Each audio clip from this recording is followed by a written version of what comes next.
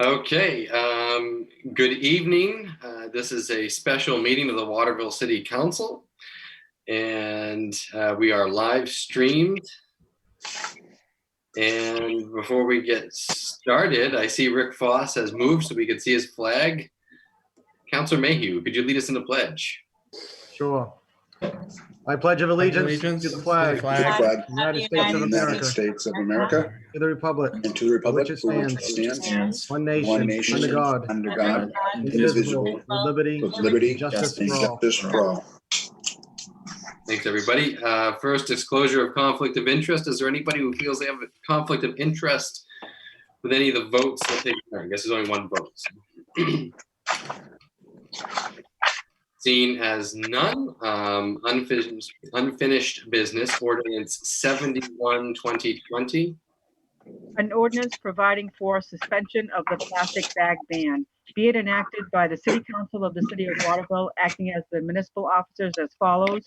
That the City Council hereby authorizes a suspension of the plastic bag ban passed by Ordinance 62-2019 for stores with retail or commercial space at or exceeding 10,000 square feet until the statewide ban goes into effect on January 1, 2021. Be it further enacted that shoppers are urged to refrain from using reusable bags and or to clean and or disinfect their reusable bags for uses. Move to adopt. Second. Any discussion? Patty, could I get a roll call, please? Council Morris, Yes. Councilor Smith, Yes. Councilor Mayhew, Yes. Councilor Foss, Yes. Councilor Frankie, No. Councilor Thomas. Yes. The vote is 5 in favor and 1 opposed. All right, new business. Mike, I'm going to hand it over to you for review of the budget. Thank you. Well, it was 2 weeks ago tonight that I passed out your budget books. And unfortunately, that night, we didn't have the summary pages, but since then, we've sent them. Of course, since then, well, it is quite amazing, unbelievable, sad, just how much has changed in 2 weeks. Because 2 weeks ago, if you look at the first budget summary page I sent out, it looked like if you take expenses or revenues minus expenses, we were going to be at a point of asking the city, just on the city, not including school, but at the point of asking city taxpayers for $225,000 less than last year. So we were at $225,000 to the black. And no use, proposed use of surplus, kept surplus at 0. Since then, in the last 2 weeks, Aaron and I have spent a lot of time going back through the budget to look at what might be affected by COVID-19. Obviously, we believe state revenue sharing will be seriously affected. And we also think that our motor vehicle excise tax receipts will also take a hit. Those two items, motor vehicle excise, state revenue sharing, are by far our two biggest revenue sources after property tax revenues, of course. So when we went back to look, yep. Was there a question? Nope. The bottom line with the adjustments that Aaron and I made resulted in reducing our revenue stream by $865,000. So that's quite a hit. Almost 800 of that 865 was from revenue sharing alone. Now, that's a big guess on our part, just how revenue sharing will be affected starting July 1 going forward. I think in the coming weeks, that picture hopefully will become a lot clearer. But for right now, we pretty much took a worst case scenario. So the second summary sheet that I sent you yesterday, and which people can find online, these sheets are posted on the city's website. That second summary page, again, the worst case scenario, shows us having to use $565,000 in surplus compared to 0. And what that meant when you took away the revenue from motor vehicle excise and state revenue sharing, brought us to a situation where we'd be 75,000 more than last year, which is not a big number, but remember, we are using over 500,000 in surplus, which is something I think we really wanted to try to avoid. I was trying to get that bottom line number as close to zero as I could. This is still very much a work in progress. I mean, we haven't even, well, hopefully we'll start tonight to look at expenditures with 4 different budgets, 4 different departments. So there could be changes in expenditures and also changes in revenues, especially state revenue sharing. So kind of best case, worst case scenarios with the 2 summaries I sent out. And I'm glad to answer any question on the summaries that you have. I'm hoping we can take time while we're all here to look at the individual departments that we had set up for tonight. And I see Rick has a question. Yeah, the revenue sharing and the excise tax revenues, are you projecting those as almost worst case or half best case, or where's that number coming from? I think the motor vehicle excise number is a worst case. On the revenue sharing number, Rick, to be honest, I have no clue.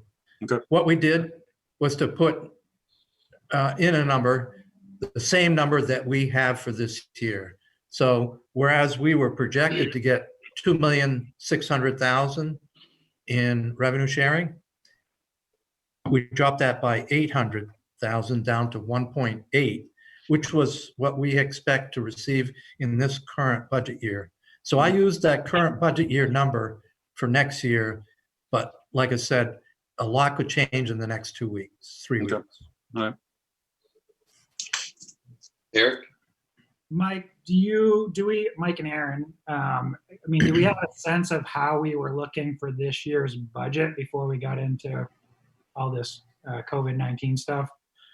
Were we on track to come in under budget? Were we on track to be on budget? I mean, how were we comparing actuals to budgeted before we get into this? We haven't done enough of that research to really answer that question. I don't think you have a feel for that. Do you, Aaron, at this point? I don't have a good feel for that. We were focused on trying to be bleeding from all the stuff that's happening with COVID. I guess the one department I'm most curious about would be Public Works. So if we can get some answers on where they're looking with their budget. Right.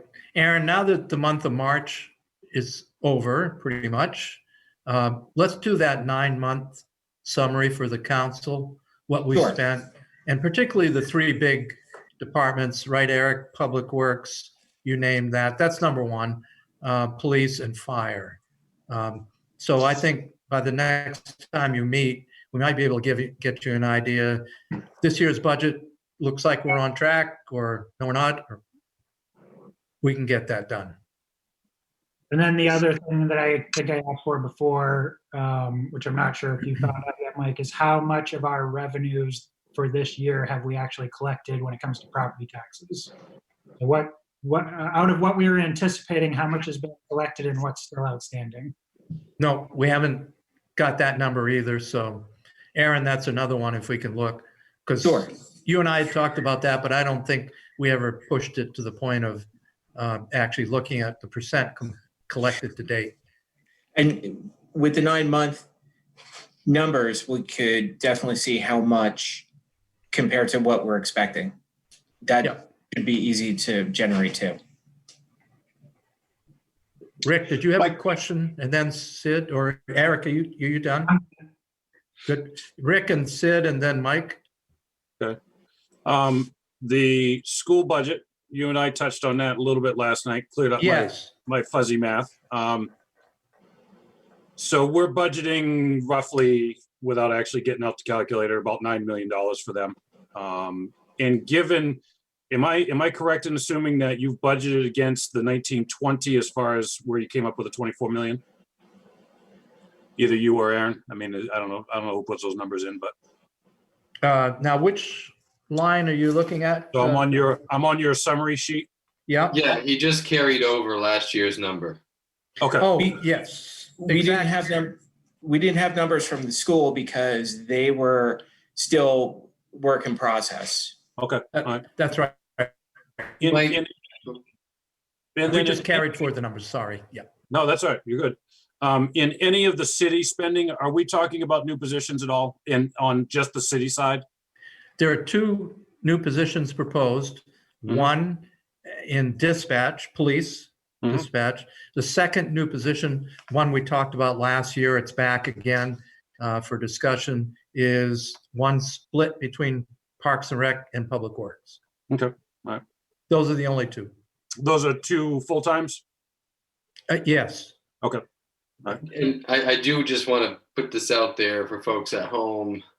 The dispatch position is really, remember, in keeping in mind, we just significantly increased the fees on all of the towns that we're servicing.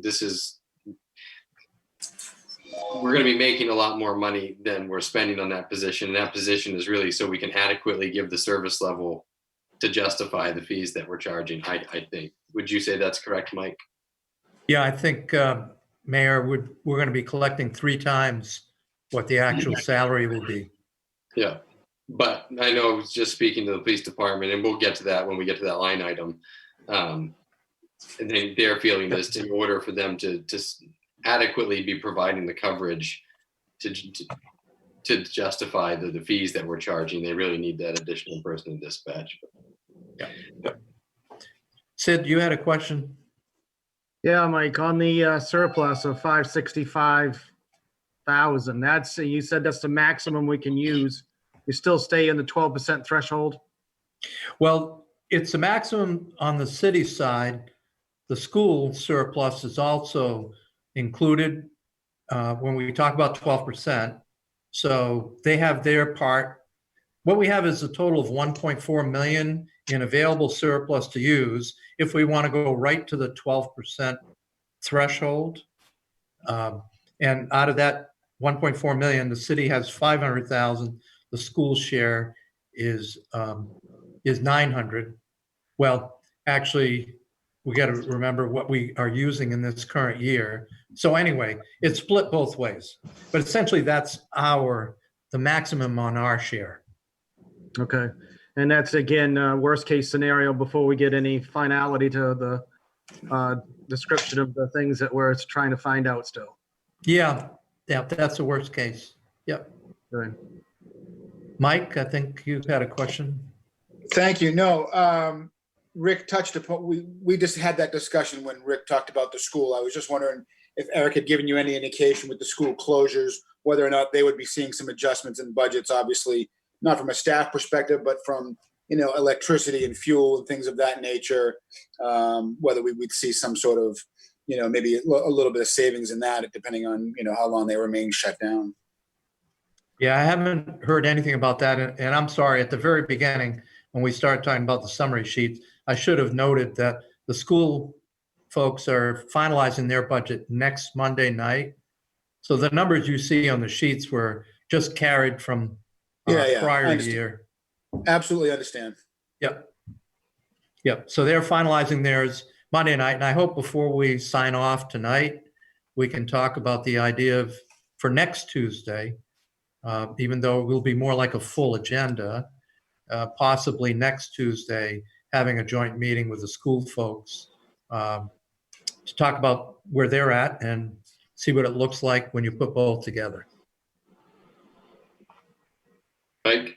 Yes.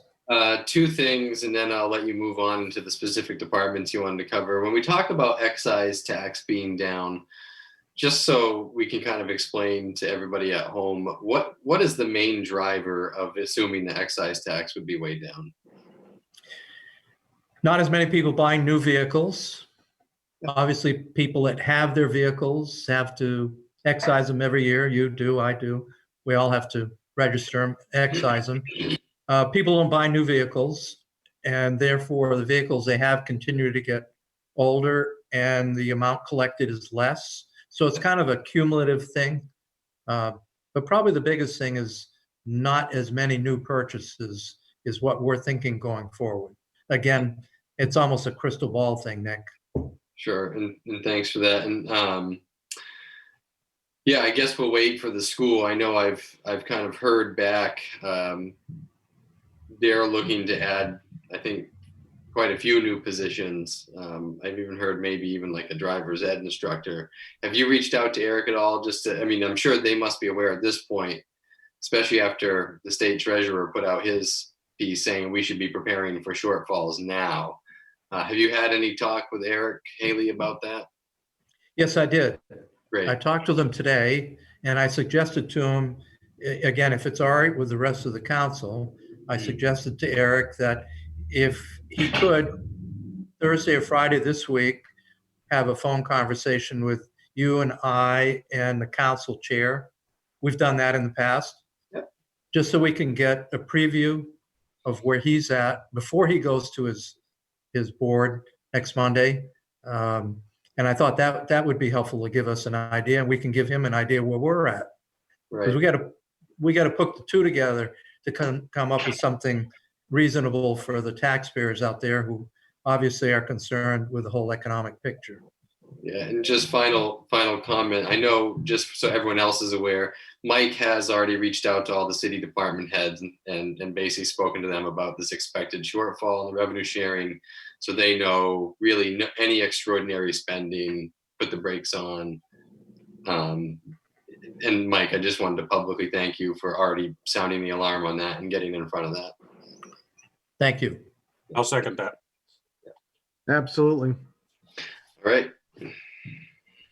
Can we move on to looking at that 4 of the departments?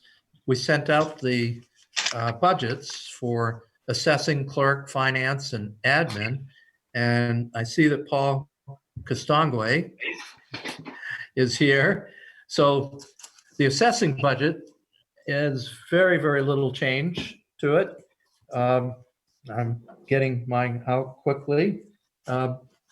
Basically the assessing office is Paul and Ally, who both do a terrific job. There are no new positions there, no new equipment. Their proposed increase for next year is less than 1% increase. So if there's any questions, I know Paul is prepared to answer them, or myself.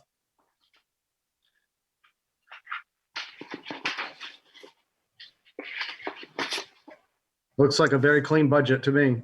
Looks like our health insurance is going down this year. I see it's not the only department reflecting a decrease.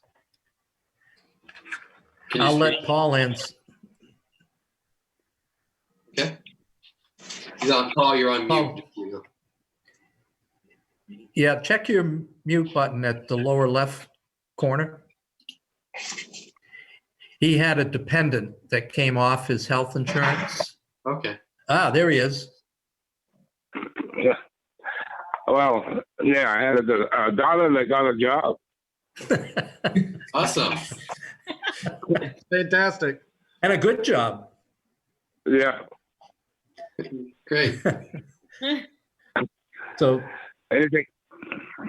A pretty standard budget, Paul. Yeah, it is. Our subscriptions have gone up. That's $100.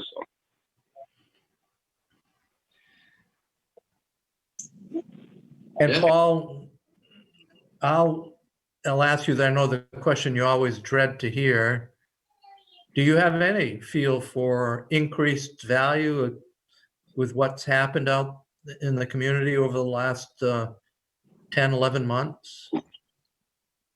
Yeah, we've got the hotel that's half built, and we got the credit union that's half built, and those are the major ones. Maybe a couple of houses up in Fieldstone. But we're not going to see any tax revenue though from the hotel or the credit union for this tax year, right? Well, we'll get some, but not. You won't get 100%. you'll get degree of completion as of tomorrow. Tomorrow, April 1.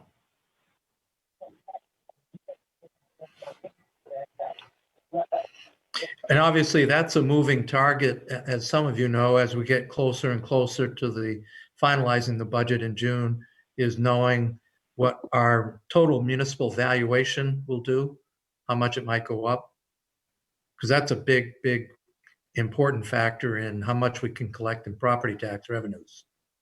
Right. Personal property is a huge number for us. And then we've got to make up the $3 million of depreciation that we've had to absorb.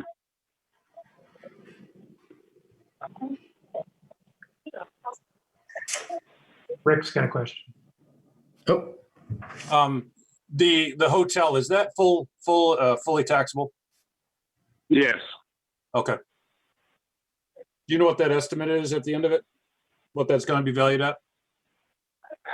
Well, we really got to look at that from an income approach, and we're going to have to see what they're doing for actual business. They're going to have more invested in that than what it's worth. Okay. We've been betting 5 to 10 million, I think, Rick. That's Okay.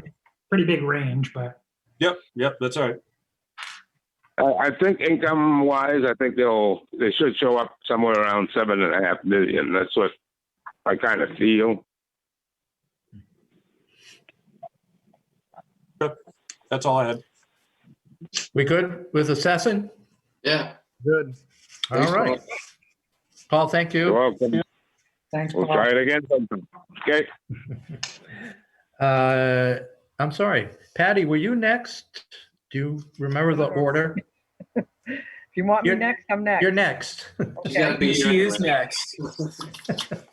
And we sent out a corrected sheet for Patty's department today.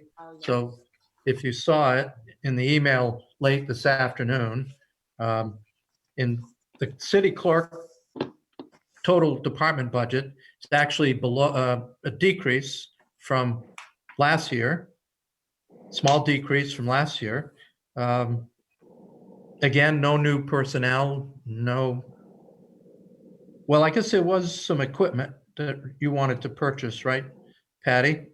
Yeah, for the presidential election year, that's usually the year that we need to, every 4 years or so, we try to replace some things and add on to some things. So we put in some additional stanchions and chain and some replacement voting booths, just a few of those, more signage, that sort of thing. So, we don't generally spend much on equipment every year, but every 4 years we try to increase and beef up what we have and replace what's outdated and used. Is that falling under the equipment category? Yeah, Correct. so if you look at the Okay. bottom line in the budget, you'll see it's gone from 1,415 to 6,800. Yep. Quite a jump. That's right. Yep. Patty, what accounts for the change in the part-time and temporary wages? Well, the cemetery superintendent Roland was paid out of the city clerk's budget, but that has been moved to the Parks and Rec budget because all of the maintenance is out of their budget. So it was a little wonky to have Roland paid out of my budget and all the maintenance out of the other budget. So that was $7,500 decrease out of the part-time line. So you see a decrease, but we have significant staffing, obviously, for the presidential election. So it's still a significant staffing dollar amount just to staff that, but the decrease was for Roland's pay. And this is, it's kind of a separate discussion, but what are you thinking about for the June primary? Are we going to Well, try to push as yeah. many people to vote absentee as possible? Well, I know that the governor has been working with the Secretary of State's office, and so there's some, consideration, I think, being given to all absentee voting for June. There's also been some consideration about actually moving the date of the June election to later in the summer or early fall. So at this point, I have no idea, and I'm waiting because obviously you know, we don't have a polling place for June right now because Thomas has said we can't use that site. So I'm waiting to secure an alternate site until I know what's happening. If we're not going to have a polling place, then, it impacts what we have to secure. So it's really all up in the air. And I mean, I'm just waiting day to day to see what's going to happen.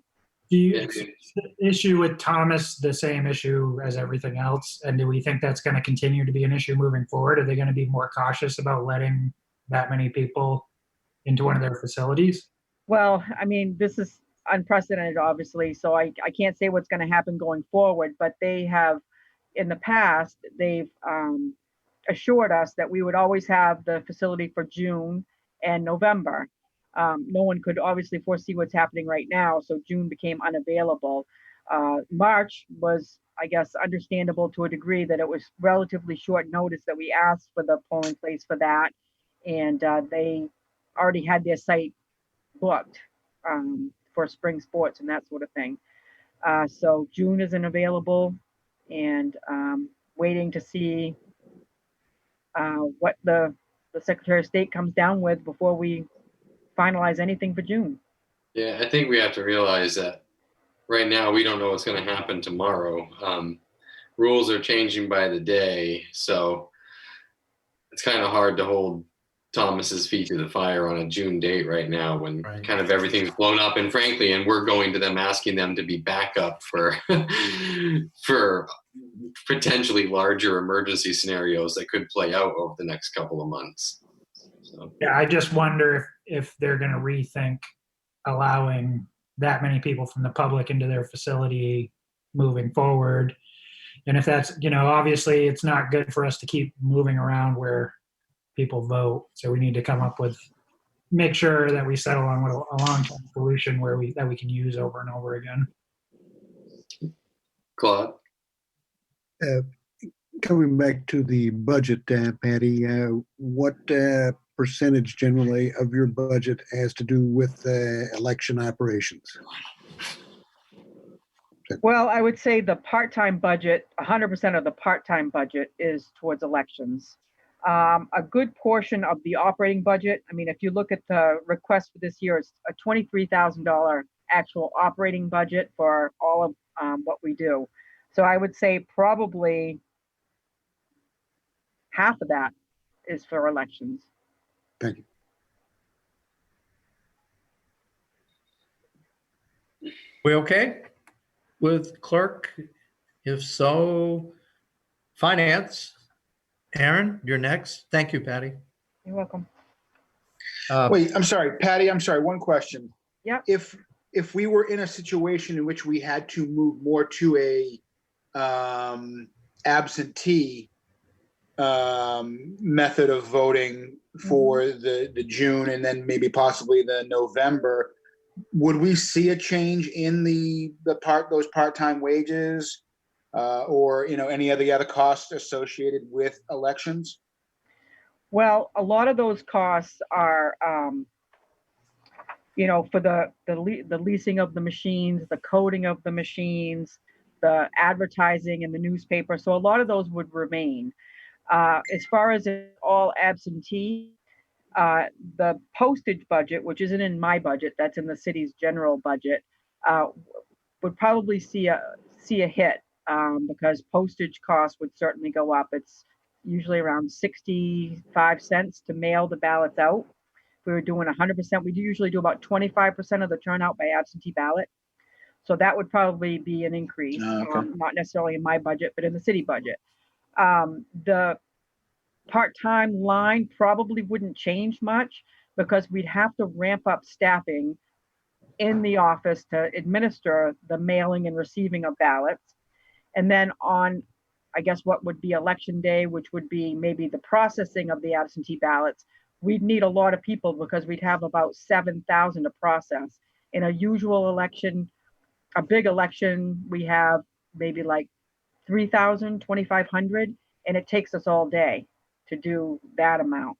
So we'd have to at least double up our staffing, So I can't say exactly, that it would be a 1-to-1, but I don't think it would be a huge variance. It's still the same amount of work. It's just, done in a different way.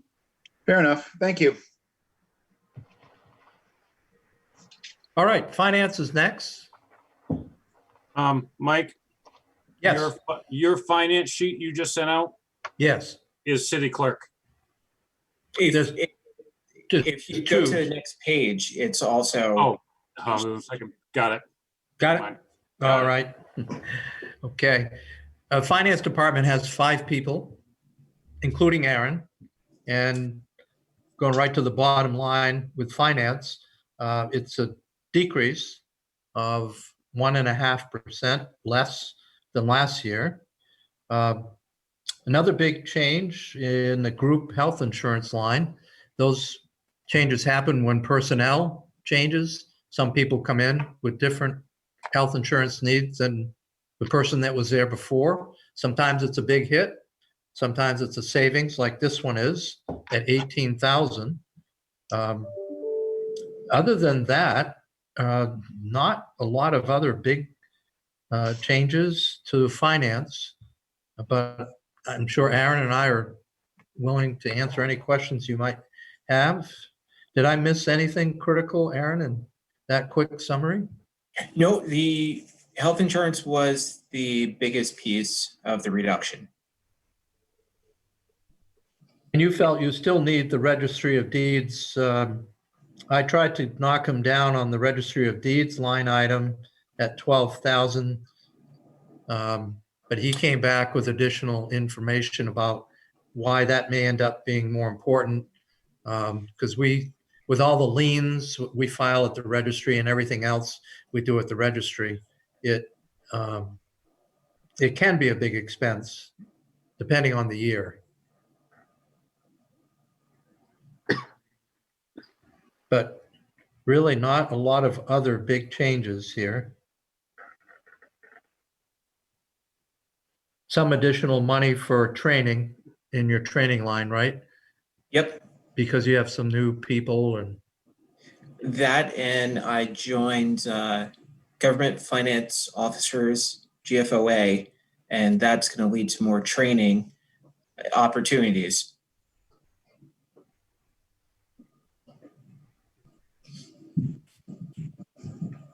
We okay? Folks, Good. looks like we are. Great. Thank you, Aaron. You're welcome. Now, the last grouping that we have is the admin budget, and that comprises 4 pages. And go to my admin tab here in my book. The first tab is really for the office here. Sarah and myself, everything that goes on with this office, the mayor's office, Sarah, me. Again, going to the bottom line of that particular department account is a 2.75% increase. Nothing really surprising in that budget. I'm happy to address any questions you have, but no really big changes. Claude? Sorry. Is have you included the changeover from you, Mike, to the new manager as part of the budget? Oh, that's a good catch. Thank you, Claude, because all of you, if you look at the bottom line, it says city manager transition. I meant to put a number in there. You know, we prepared this back in February, and back then I had no idea, but since then, the council has decided to hire someone to help the city through the search process. There will be other expenses. So I need to come up with a number for that line. I think the number probably will be close to 7,500. So thank you for catching that. I forgot about that one line.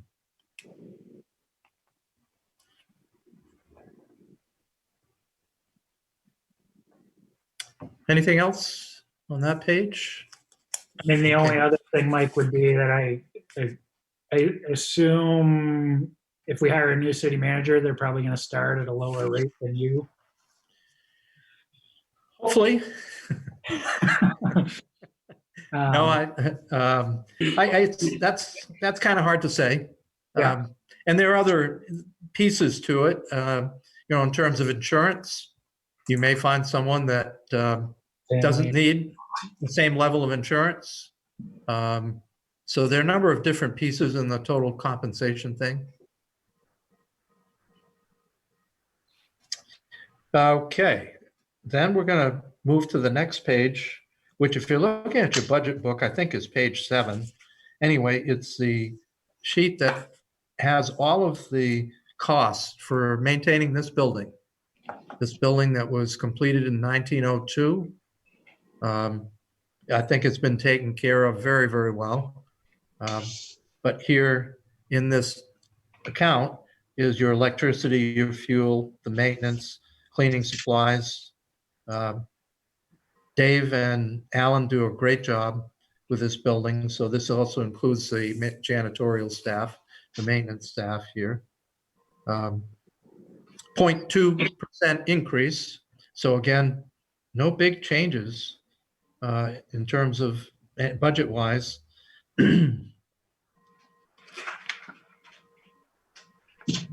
Everybody okay? Yeah, Yep. there's not much here to pick at, I don't think. The next page includes a lot of different things. The amount the city pays for legal services, our dues at the Maine Municipal Association, postage, copier, and a contingency account. Not a couple of changes or increases, I should say, with the amount that we pay on a copier lease. If you look at on the copier line, if you look at the prior 2 years of spending, one year we spent 21.8, almost 22,000. The next year, 24.2. So when we budgeted 20,600 for this current year we're in right now, I don't think we budgeted very well, because we looked at our historical spending. The prior 2 years were well above that. So it's kind of a catch up now with realizing we weren't budgeting enough for the copier lease.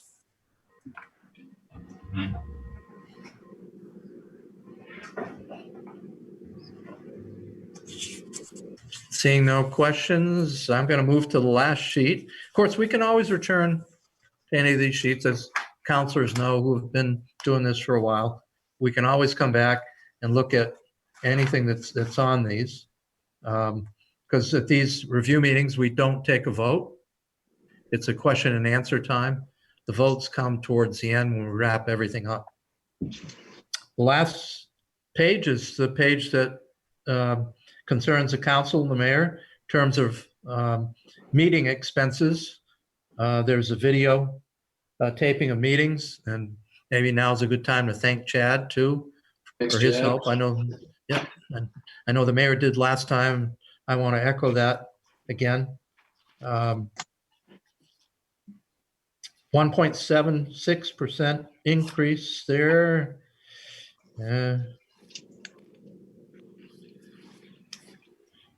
No real shocking changes in any of that.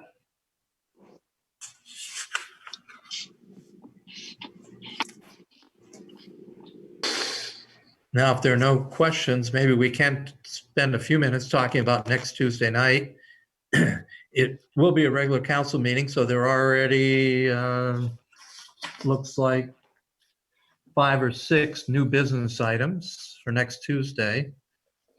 So the question, and maybe we can decide it at the end of the week, whether we want to try to have some kind of a joint meeting next week with the school folks or not.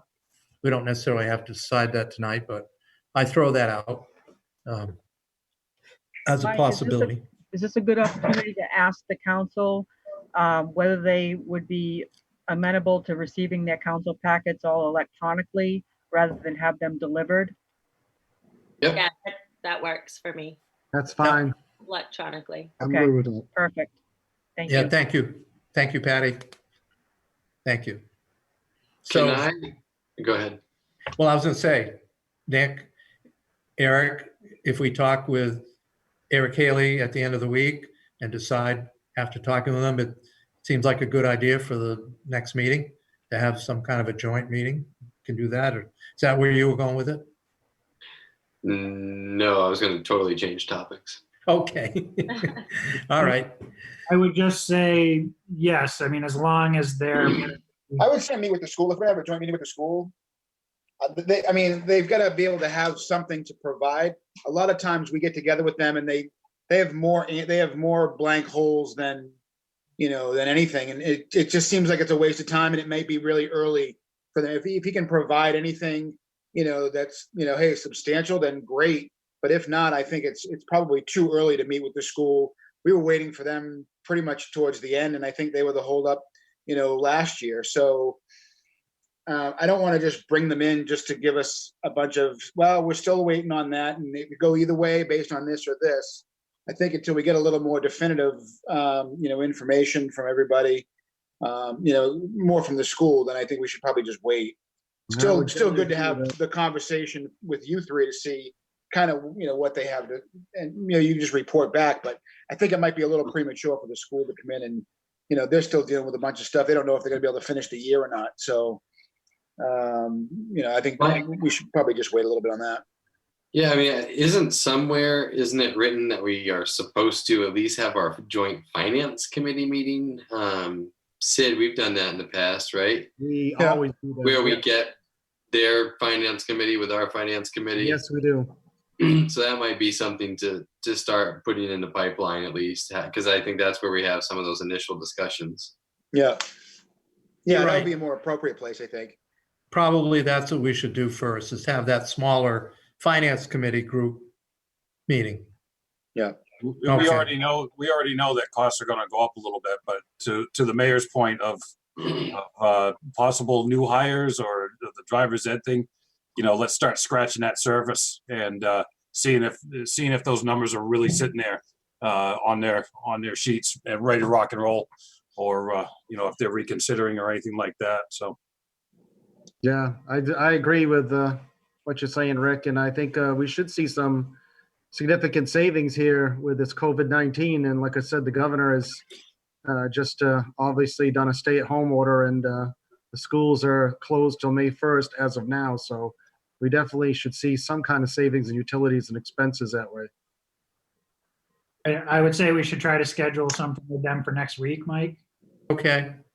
You mean as a finance committee? Yeah. Okay. All right. Good. Good. Let's do that. And if we can talk to Eric at the end of the week to plan that for next week, we'll try and do that too. Yep. So I just kind of, while we're all together here, I want to hear from kind of all counselors. What have you heard about complaints about the purple trash bags at this point? I've heard I haven't seen a lot other than a couple of people online asking about it. I've tried to at least explain to people that certainly there's an option of suspending the program, but people do have to understand that there's no free lunch. I mean, that's $5,700 a week in income the city's getting. So someone's going to pay for it at some point. So before we have that discussion, I really would like, I've only had really a chance to talk to Eric and Rick about it. What are you guys hearing a lot, or is it just kind of here and there? I heard from one of my constituents, who would like the purple trash bags suspended until further notice, just because they have to go out in public to get them. But it's just one person who said that. Okay. Mike? I've not heard anything. I've heard from one constituent that wanted to relieve them, and then, it wasn't a big thing for them, and, it was still cheaper than any other option. And I think if we're going to consider that, I mean, I really think that we should involve, Public Works and Mark and just the whole, turnaround from getting people off of the program and then back onto the program, that transition, and any potential backlash that we might get from that at that point. Well, we don't have it. It's working fine. Why bring it back? Nobody liked it anyway. Well, So my biggest concern is like at this point, there's a lot of people who aren't using it, and then now we're going to basically tell them that you're going to get stuck with the tax bill for it, whether you use it or not down the road. Eric? Well, and that's the other. Mike and I have had quite a few discussions about this. I mean, honestly, I don't know. I don't see logistically how we can get rid of them altogether, because then we have no idea which stuff we're supposed to be picking up. And we have a lot of private haulers picking up in town right now. And obviously we don't want to do anything to hurt their business. We don't want them to all of a sudden lose a bunch of customers because we're picking up any bag that's out there. The only other real option that I see is that if it's really a financial hardship for people, we could drop the price. But it sounds like that's something that would take a week or two to implement. From what Mark has told. Well, I remember when we did the price with Walmart last time, it took them probably 2 or 3 months or so for them to adjust it in their system. I don't know if there's, I don't know. That would just lose a spot where people can go to get bags, because they were down. And I don't know what Mark could probably tell us that, or Mike, you could tell us. But I remember that they didn't have them for at least 2 months from when that price took effect. Yeah, Rick, I know you had a point. I just want to follow on what Mike just said, that it does take many weeks for them to adjust the pricing. I see Rick and Sid, but I think the good news is like it doesn't seem like this is this real prevalent problem out there for people. Rick? Yeah, mine is along with Meg's of being outside. I've only had one. Being outside, immunocompromised given the situation we're in, and receiving SSI checks along with what Councilor Thomas was talking about. I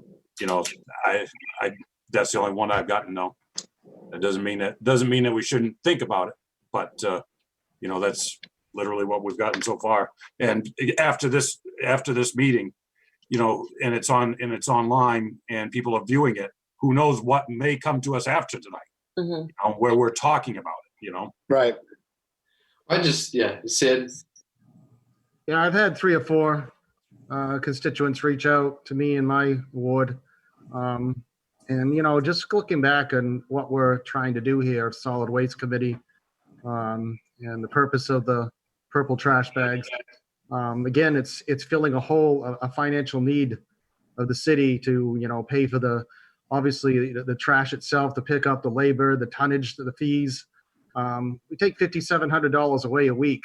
The people that I talked to that came to me on emails and phone calls, once I let them know what the bottom line is, but it's just education. It really comes down to, property taxes are going to be where the bottom is going to fall out. And it's good. And I think when you look at it from every angle and every perspective, they much rather not have taxes go up and stay with the purple trash bags. That seems to be the consensus of many people once you explain that. Thanks. So I appreciate. Yeah, Claude. Well, one thing that we do have to keep in mind is the sanitation aspect of things. This is not business as usual with the COVID virus out there. I have no idea what the effect of trash is on the epidemic, but it is one of those things that we should start to think about if we're truly interested in public health. Eric? I would just say, I would think generally speaking, people who are most susceptible to being hurt financially and not being able to afford them are probably renters. And in a lot of cases, they're probably living in buildings that are big enough that they don't have to do the purple trash bags anyway. Or for example, if they're in a Waterville Housing Authority property, they're providing a dumpster for them. I did ask Mike to make some available to the food banks, which is something we did when we first launched the program. Other than that, I think we have to stay alert to it. We're looking at least another month. And if it goes much beyond that, I think it's something we're gonna have to revisit in 2 weeks or so and see what we've heard then. Well, thank you, everybody, for adding your perspective. I think it was important to hear from everybody. Mike, you're frozen on my screen. Yeah, I was gonna say, Okay. is Mike still here? It's just not this one. Certainly is. I know. Oh. Somebody unmute his mic. Can't unmute his face right now. Oh. Mike. All right. Are we there? I don't We have a can hear you. manager's. We can hear you. All right. I don't have a manager's report, so. All right, so is there a motion to adjourn? So moved. All right. Second. Have a good night, everybody. Thanks so much. Bye. Thank you.